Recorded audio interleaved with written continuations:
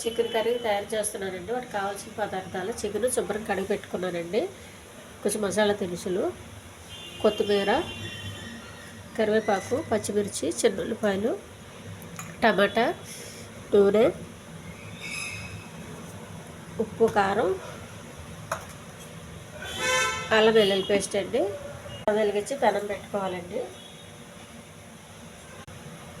కొద్దిగా నూనె అండి, చికెన్కి కొంచెం మాదిరి. చిన్న ఉల్లిపాయలు వేసుకోవాలి. వేగిన ఉల్లిపాయలన్నీ ఒక గిన్నెలో తీసుకోవాలండి. బిర్యానీ ఆకు, కరివేపాకు, మసాలా దినుసులు, పచ్చిమిర్చి, చికెన్ కడిగి పెట్టుకున్న చికెన్,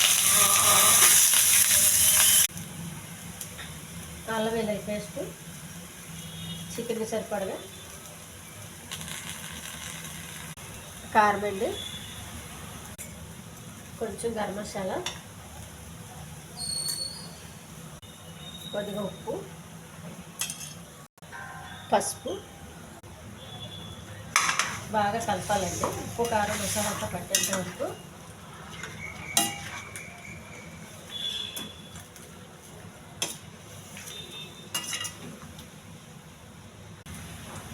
బాగా కలిపి మూత పెట్టుకోవాలి.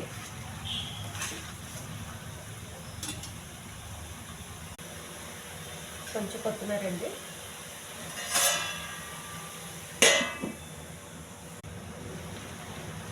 చికెన్ వాటర్తో బాగా ఉడికిందండి. ఇంకా ఉడకడానికి కోసం ఒక గ్లాస్ వాటర్.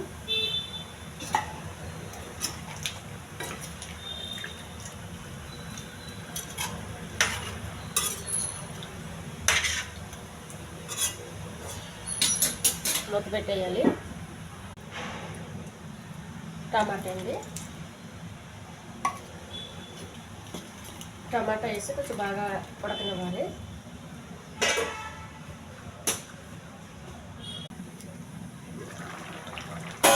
చికెన్ ఉడికిపోయిందండి. కొద్దిగా బటరు,